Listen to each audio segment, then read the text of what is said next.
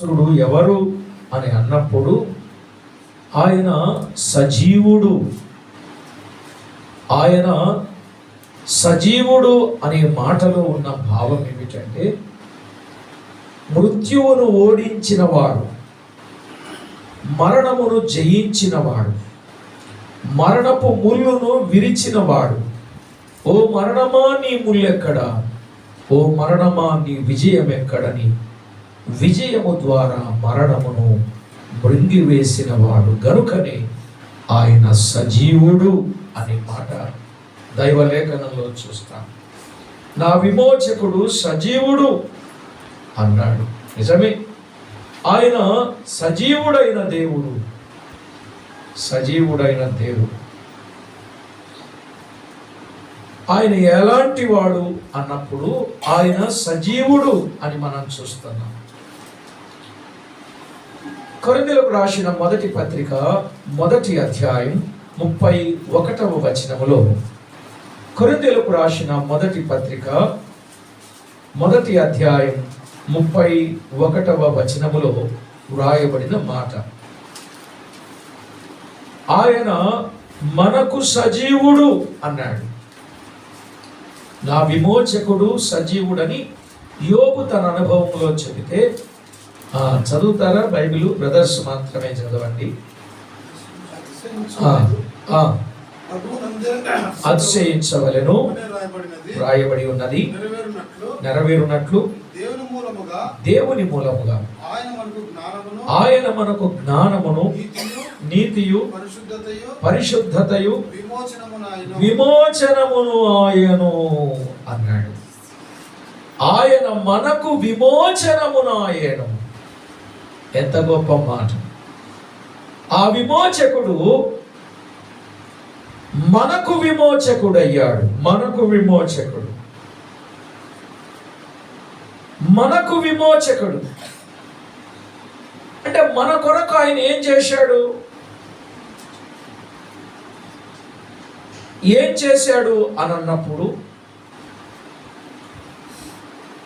తిమోతికు రాసిన మొదటి పత్రిక 2వ అధ్యాయం 6వ వచనం.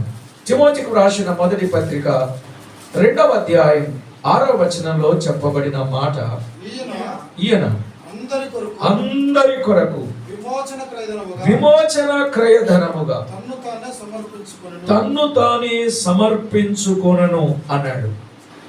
ఈయన అందరి కొరకు విమోచన క్రయధనముగా, అంటే విమోచించబడాలి అంటే ధనాన్ని ఖర్చు పెట్టాలి. ఒక వస్తువును సంపాదించాలంటే మనం ఏం చేయాలి?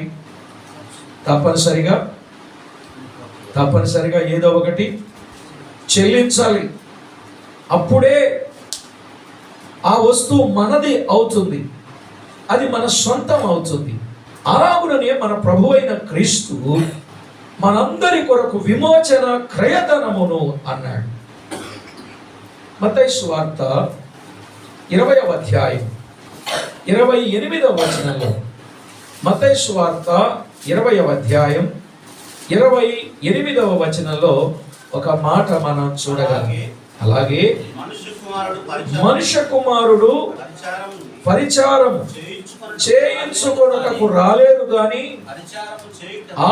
పరిచారము చేయుటకును అనేకులకు ప్రతిగా విమోచన క్రయధనముగా తన ప్రాణమునిచ్చుటకు వచ్చెను. విమోచన క్రయధనము అనంటే తన ప్రాణమునిచ్చుట. విమోచన క్రయధనం, తన ప్రాణమును ఇవ్వటానికి ఆయన ఇష్టపడ్డాడు. ఒక వ్యక్తి విమోచించబడాలి అంటే విమోచన క్రయధనముగా ప్రాణమును ఇవ్వాలి. ప్రాణం ఇచ్చిన వారు ఎవరైనా ఉన్నారా? యావత్ ప్రపంచంలో ఎవరు ఇవ్వలేరు, ప్రాణాన్ని ఇవ్వలేరు. అందువల్ల ఎవరును ఏ విధము చేతనైనను మనలను విమోచించలేరు అనే సత్యం మనకు అర్థమవుతుంది. కీర్తనాకారుడు మాట్లాడుతూ 49వ కీర్తన 7వ చరణంలో ఒక మాట చెప్పాడు. 49వ కీర్తన 7వ చరణంలో ఏమన్నాడు? ఎవడును ఏ విధము చేతనైనను తన సహోదరుని ఎవడును ఏ విధము చేతనైనను, ఎవడైనా ఏ విధము చేతనైనను తన సహోదరుని విమోచింపలేడు. ఎవడును ఏ విధము చేతను అని రాసుకుంటే ఎవడే గాని ఏ విధము చేతని గాని విమోచించలేడు. పోనీ ఒకవేళ వేటి వలననైనా విమోచించగలడా? ఏమండి, పేతురు రాసిన మొదటి పత్రిక 1వ అధ్యాయం 18వ వచనం పాయింట్ చక్కగా రాసుకోవాలి. పితృపారంపర్యమైన నీ వ్యర్థ ప్రవర్తనను విడిచిపెట్టినట్లుగా వెండి బంగారముల వంటి క్షయ వస్తువుల చేత మీరు విమోచింపబడలేదు గాని అన్నాడు.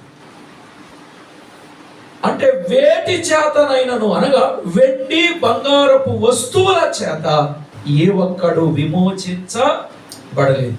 అంటే ఎవరి ద్వారా విమోచించబడలేదు, వేటి ద్వారానైనా విమోచించబడలేదు. అమూల్యమైన రక్తం అన్నాడు. అమూల్యమైన రక్తం, అమూల్యమైన రక్తము వలన విమోచన ఉన్నది. నా విమోచకుడు అనంటే ఈ విమోచన జరగాలి అనంటే ఏమి చిందించాలి? రక్తము చిందించాలి. రక్తం బైబిల్ గ్రంథాల్లో వ్రాయబడింది, రక్తమును చిందించినట్లుగా. చూడండి వచనంలో, ఎఫెసీయులకు రాసిన పత్రిక 1వ అధ్యాయం 7వ వచనం. ఎఫెసీ పత్రిక 1వ అధ్యాయం 7వ వచనములో వ్రాయబడిన మాట, దేవుని కృపా మహదైశ్వర్యము చొప్పున ఆ ప్రియుని యందు ఆయన రక్తము వలన మనకు విమోచనము అన్నాడు. ఆయన కుమారుడైన యేసు రక్తము వలన మనకేమున్నది? విమోచన. విమోచకుడు రక్తము చిందిస్తే తప్ప మనకేం కలగదు, విమోచన లేదు. ఆయన మనలను విమోచించడానికి తన రక్తమును చిందించాడు. రక్తంతో సరిపోయిందా? హెబ్రీయులకు రాసిన పత్రిక 9వ అధ్యాయం 15వ వచనం. హెబ్రీ పత్రిక 9వ అధ్యాయం 15. మొదటి నిబంధన కాలంలో జరిగిన అపరాధముల నుండి విమోచనము కలుగుటకై ఆయన మరణము పొందినందున, విమోచన చేయటానికి ఆయన ఏమనుభవించాడు చెప్పాలండి? మరణమును అనుభవించాడు. అంటే ఒక వ్యక్తి విమోచించబడాలి అంటే ఇప్పుడు ఏం అవసరమైంది? రక్తం కావలసి వచ్చింది. ఒక వ్యక్తి విమోచించబడడానికి ఏం అవసరమైంది? మరణం. ఒక వ్యక్తిని విమోచించడానికి గుర్తుపెట్టుకోవాలి. ఈవేళ విమోచన అనేది మీకు తేటగా అర్థం కావడానికి ఆ విమోచకుడు చేసిన ఆ పుణ్యకార్యం ఏమిటో మనము గుర్తించాలి.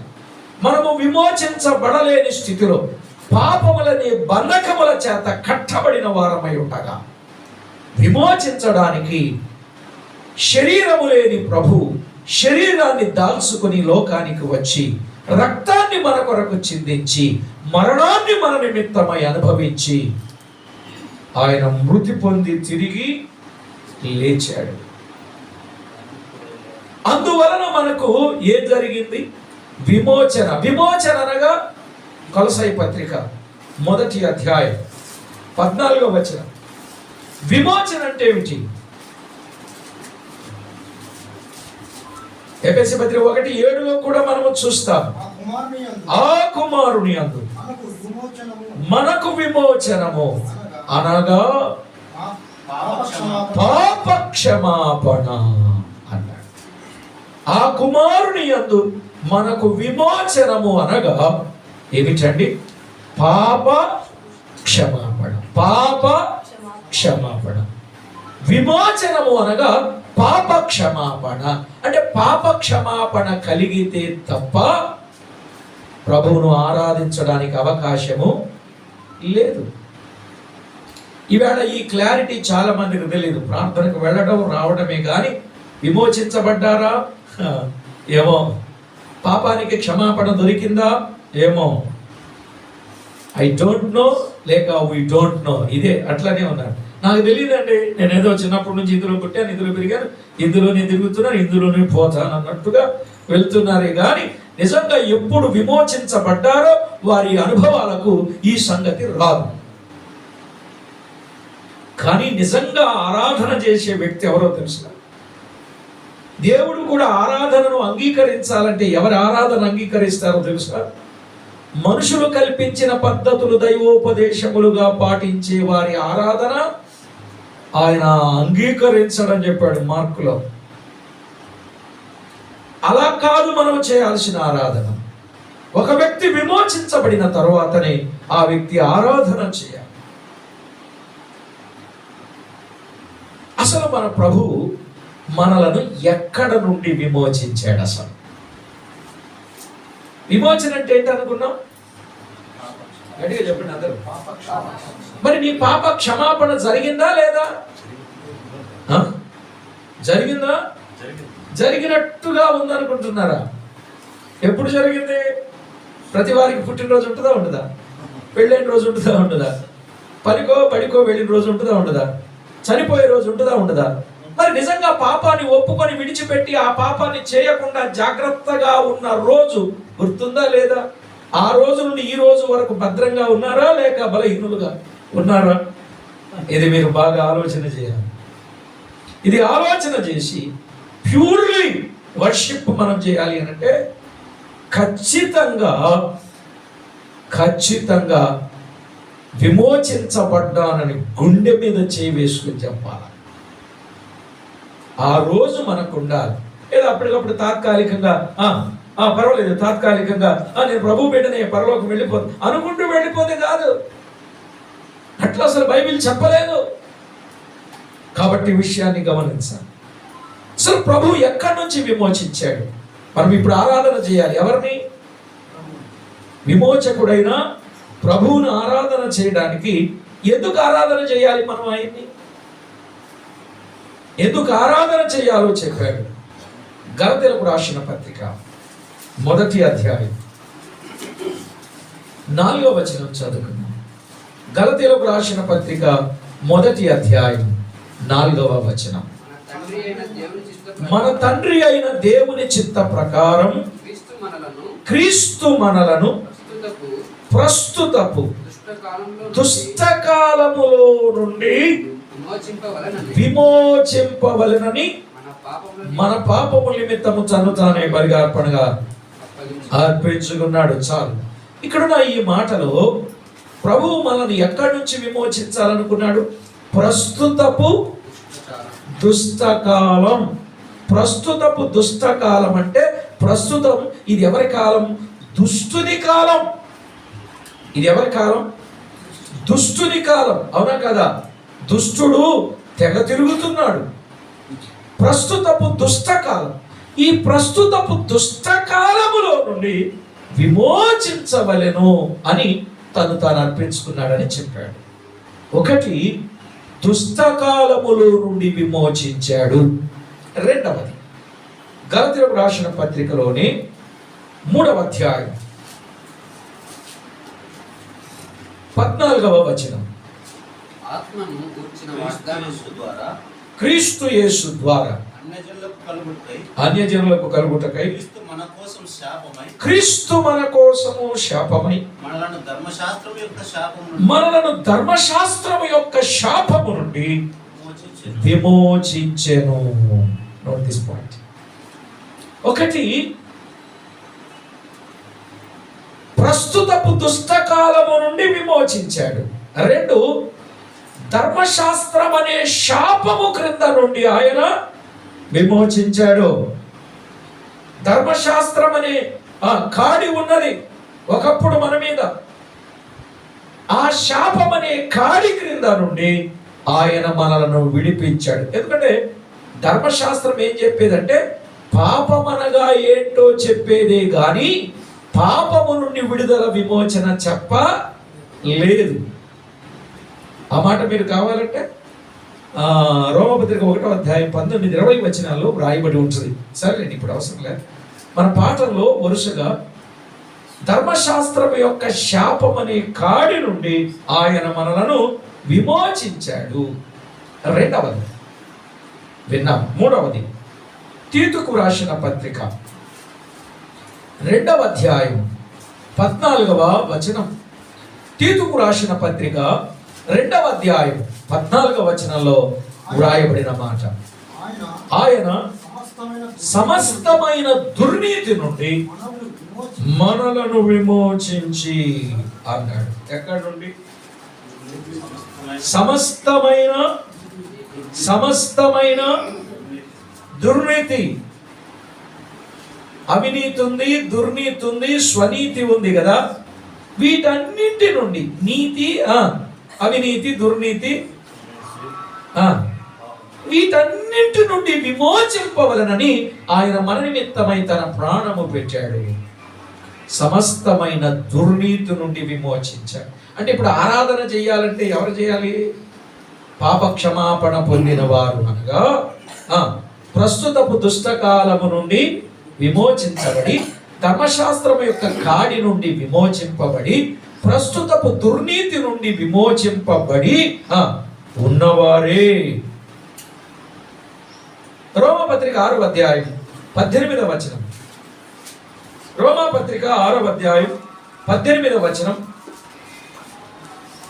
6:18 పాపము నుండి విమోచింపబడి నీతికి దాసులైతిరి. అంటే పాపము నుండి విమోచింపబడి అంటే దాని అర్థం ఏంటి? 22వ వచనంలో చెప్పాడు. 22వ వచనం చూడండి. అయినను ఇప్పుడు పాపము నుండి విమోచింపబడి దేవునికి దాసులైనందున పరిశుద్ధత కలుగుటకై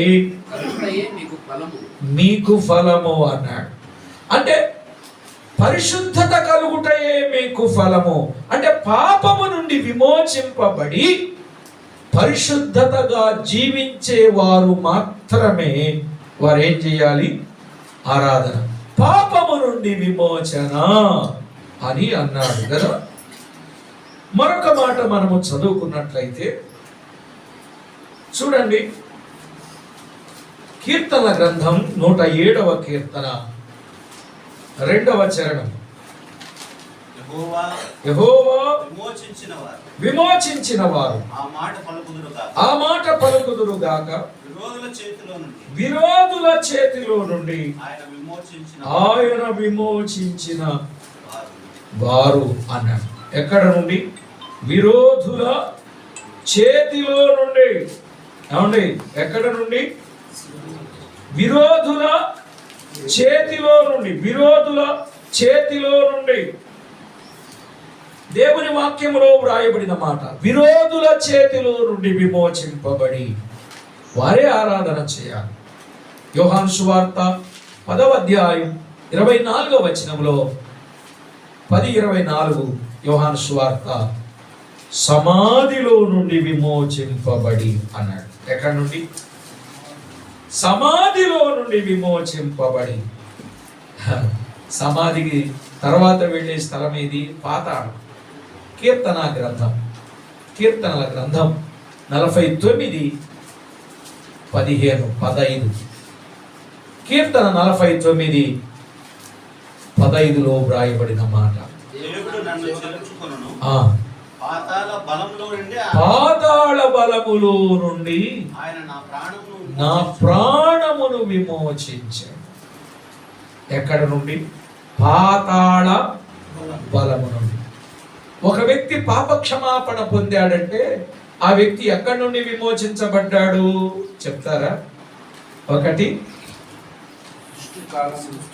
ప్రస్తుతపు దుష్టుని కాలము నుండి, దుష్ట కాలము నుండి. 2 ధర్మశాస్త్రం అనే కాడి క్రింద నుండి. 3 సమస్తమైన దుర్నీతి నుండి. 4 విరోధుల చేతిలో నుండి. 5 పాపము నుండి చెప్పండి, పాపము నుండి.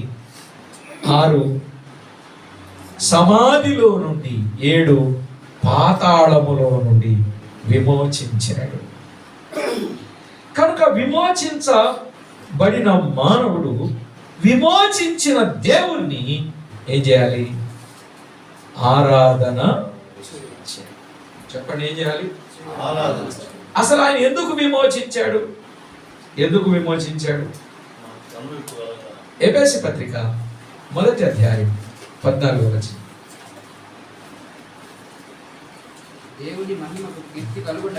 దేవుని మహిమకు కీర్తి కలుగుటకే ఆయన సంపాదించుకున్న ప్రజలకు విమోచనం. ఇప్పుడు చెప్పండి, ఆయన ఎందుకు విమోచించాడు? అక్కడున్న మాట చెప్తే చాలు, మీరు కొత్తగా వెతుక్కొని చెప్పక్కర్లేదు.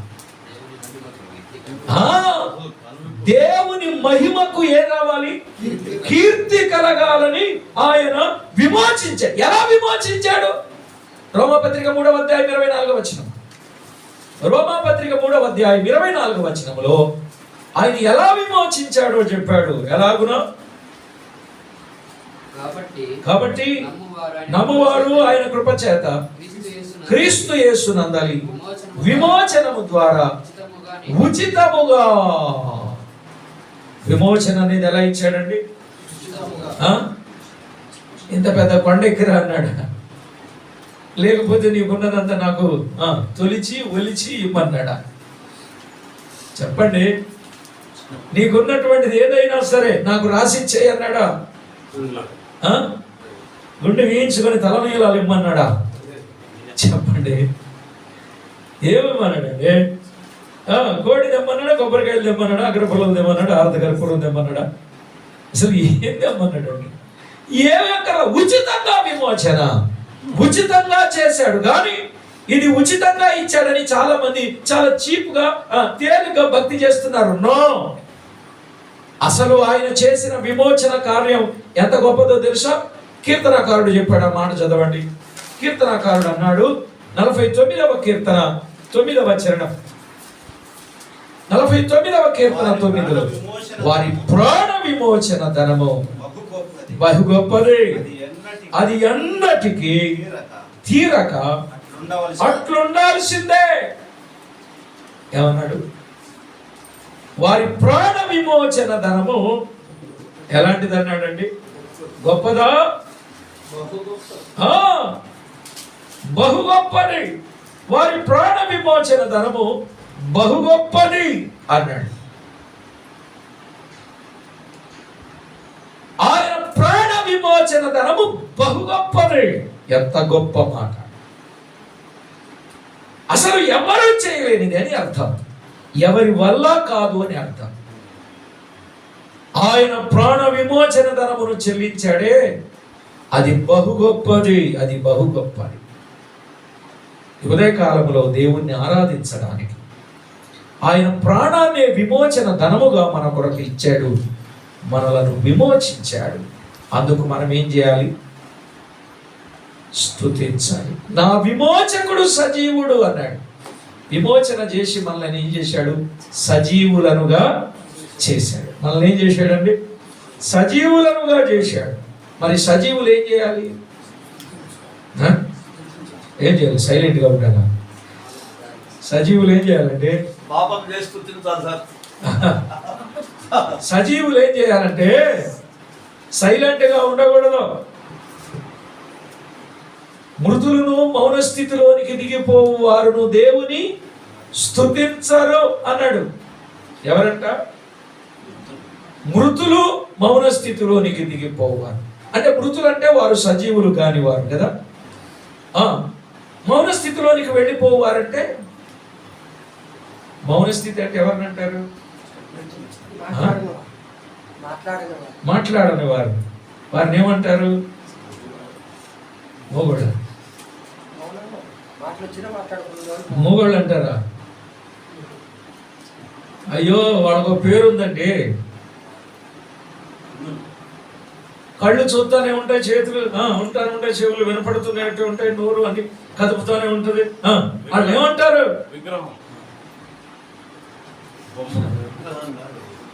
విగ్రహం కళ్ళు మెదుపుతూ ఉంటుందా బ్రదర్? అయ్యో చెప్పేస్తానులే. హోమాలో ఉన్నవాడు ఏమండి? వాళ్ళెవరు?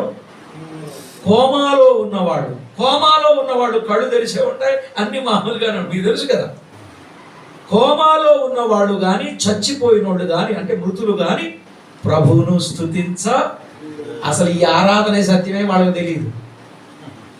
ఈ ఆరాధన సత్యమే వాళ్ళకి తెలియదు. నిజం చెప్తున్నారు.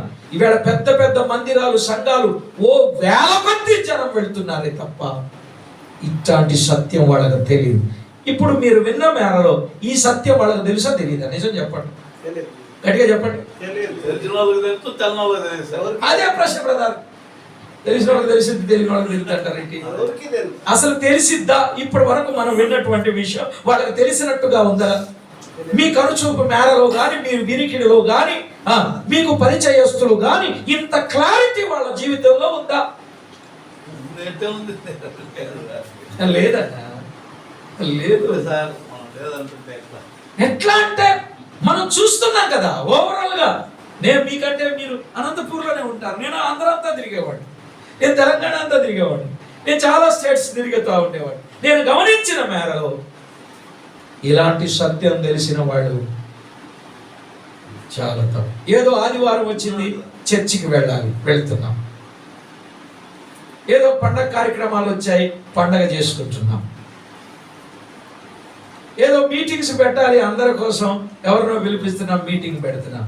వచ్చిన 4 కట్టు కథలు, 4 పిట్ట కథలు, 4 ఆ సంగతులు ఈ సంగతులు ఎక్కడో జరిగిన సంగతులు చెప్పి కాలయాపన చేసి ఆమేన్ అంటున్నారు. ఆయనకి ఇచ్చేది ఇచ్చేస్తున్నారు, పారితోషికం. ఈయన పుచ్చుకుంటున్నాడు, వాళ్ళు వెళ్ళిపోతున్నారు. మళ్ళీ ఎప్పుడుగో ఆయన గుర్తొస్తాడు, వీళ్ళు గుర్తొస్తారు. ఇది రొటీన్ గా జరుగుతుందే గాని ఇంతటి సత్యముతో నిజంగా ఆరాధన చేసే స్థలాలు ఉన్నాయా? అదే బాధ అండి, అదే వేదన. గుండెల్లో చాలా బాధ ఉంటుంది. అయ్యో ఈ సత్యాన్ని ఎప్పుడు తెలుసుకుంటారు?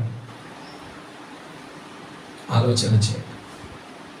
ఇప్పుడు మరి స్తుతించేది ఎవరు? యెషయా గ్రంథంలో చెప్పాడు 38. రైట్ అండి, మీరు చెప్పింది ఇప్పుడు రైట్ చెప్పారన్నా. 38:19లో ఎవరండి ఆయన్ని స్తుతించేది? సజీవులే కదా, నిన్ను స్తుతించుదురు. ఎవరండి ఆయన్ని స్తుతించేది? చెప్పండి. అంతే, సజీవులే కదా నిన్ను స్తుతించెదరు అన్నాడు. సజీవులు ప్రభువును స్తుతిస్తారు. ఆరాధన చేసేది ఎవరంటే సజీవులే. అందుకే చెప్పాను, సచ్చినోడు గాని మౌన స్థితిలోనికి దిగిపోవారు దేవుణ్ణి స్తుతించరు అని చెప్పాడు. ఆ మాటలు వింటున్నప్పుడు నిజమే కదా, సజీవులే ఆయనను స్తుతిస్తారు. దైవ గ్రంథములో వ్రాయబడిన ఈ సత్యాన్ని మనము గుర్తించాలి. భక్తుడు అంటాడు, అయ్యా నేను చావనయ్యా, నేను సజీవుడనై నేనేం చేస్తానన్నాడు? స్తుతిస్తానన్నాడా? స్తుతించడమే కాదు, అక్కడతోనే సరిపెట్టకూడదు భక్తి జీవితం. ఏదో ఆరాధనకు వచ్చి వెళ్ళిపోవడమే కాదు భక్తి జీవితం. మరి ఏం చేయాలి? 118వ కీర్తన 17వ చరణం. 118వ కీర్తన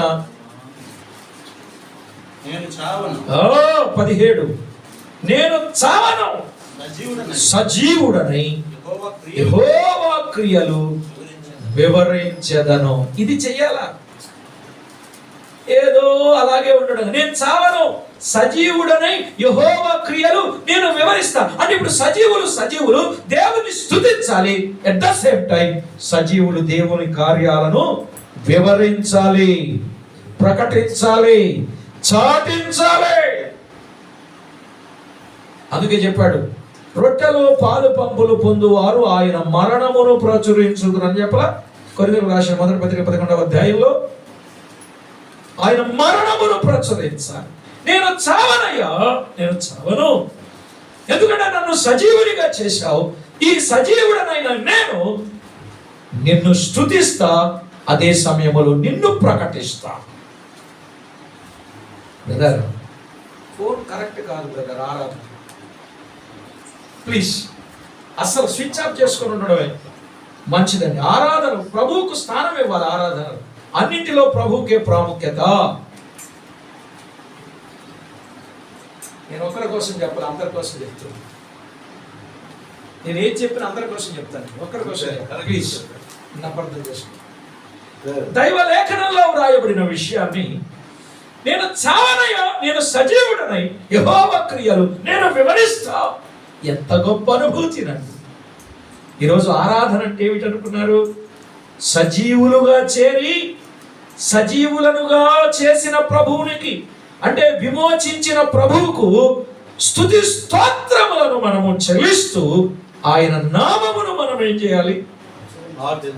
మహిమపరచాలి, స్తుతించాలి, ఘనపరచాలి. ఆయనకు వెళ్ళవలసిన ప్రభావాన్ని ఆరోపించాలి. చచ్చిన కుక్క వంటి వాడను, కుళ్ళిన శవము వంటి వాడను, చచ్చిన కుక్క వంటి వాడను, కుళ్ళిన శవము వంటి వాడను. కొంచెమైన మంచి లేదు ఎటు చూచినా, కొంచెమైన మంచి లేదు ఎటు చూచినా, నిలువెల్ల చెడిపోయిన వాడను, నిర్హేతుకముగా ప్రేమించితివి, ఎలాగు తీర్తును నీ రుణమును దేవా, ఎలాగు తీర్తును నీ రుణమును. మహిమను నీవు విడచితివి, నాకై రణించి లేచితివి. మహిమను నీవు విడచితివి, నాకై మరణించి లేచితివి. నీ మరణము ద్వారానే నాకు నిత్య జీవము, నీ మరణము ద్వారానే నాకు నిత్య జీవము. మనలేను నేనెన్నడు నీ ప్రేమను, మరువలేను నేనెన్నడు నీ ప్రేమను. నిర్హేతుకముగా ప్రేమించితివి, ఎలాగు తీర్తును నీ రుణమును దేవా, ఎలాగు తీర్తును నీ రుణమును. ఎలాగూ తీర్చాలంటే ఆయన రుణం సజీవుని చేసినందుకు ఆయనను స్తుతించి రుణం తీర్చాలి. ఆయనను గురించి ప్రచురము చేసి ఆయన రుణము. ఆ వరుసలోనే ఈరోజు జైలు పరిచర్యకు వెళ్ళేది కూడా. కాబట్టి ప్రభు పిల్లలమైన మన జీవితంలో విమోచించబడిన వారు, నిజంగా పాప క్షమాపణ కలిగిన వారు, ఆయన విమోచించాడనేటటువంటి వారు ఎంతో కృతజ్ఞతతో దేవుని మందిరానికి, దేవుని సన్నిధికి, దేవుని సహవాసానికి పరుగులు పెట్టుకొని వస్తారండి. అలాంటి శ్రేష్టమైన అనుభూతిని, అనుభవాన్ని కలిగి ప్రభువును ఆరాధన చేయాలి. అర్థమైందా? దేవుడు ఎవరు? సజీవుడు. మనం ఎవరు? చచ్చిన వాళ్ళం. రాత్రి చెప్పానుగా, పాపముల చేత అపరాధముల చేత చచ్చిన వాళ్ళు. జీవించుచున్నామన్న పేరు మాత్రం ఉన్నది కానీ మృతులం, సుఖభోగముల యందు బ్రతుకుచుండి చచ్చిన వారం. ఇట్లాంటి వాళ్ళని ఆయన సజీవులుగా చేశాడు, ఆయన విమోచించి. కాబట్టే ఈరోజు సజీవులంగా ఉన్న మనము ఆయన ఏం చేయాలి? సాగిలపడి ఆయన సన్నిధిని ఆరాధన చేయాలి. ఆరాధన చేద్దామా? స్తుతులు చెల్లిద్దామా? అర్థమైందా? మరలా చెప్తున్నా, ఆయన ఎవరు? సజీవుడు. మనల్ని ఏం చేశాడు? సజీవులుగా చేశాడు. ఇప్పుడు సజీవులు ఏం చేయాలి? అంతే, వెరీ సింపుల్. నేను అర్ధగంట వర్తమానం చెప్పిన 3 ముక్కలే. ఆయన సజీవుడు, మనం చచ్చిన వాళ్ళం. మనల్ని సజీవులుగా చేశాడు కనుకనే ఇప్పుడు సజీవులు దేవుని ఏం చేయాలి? అంతే. ఆరాధన అంటే ఇంతేనండి. Very simple. సంగతి అర్థమైతే సింపుల్, అర్థం కాకపోతే సముద్రంలో పడి ఎక్కడికి ఈదుతున్నారో తెలియని పరిస్థితి. అట్లా ఉన్నారు. మనం అలా ఉండకూడదని దేవుడు మనకు చక్కని సహవాసం ఇచ్చాడు, చక్కగా సత్యాన్ని బయలుపరిచాడు. ఈ సత్యములో చక్కగా మనం కొనసాగుతూ హృదయపూర్వకమైన ఆరాధన మనం చేద్దాం. అలా వచ్చి ప్రభువును స్తుతిద్దాం.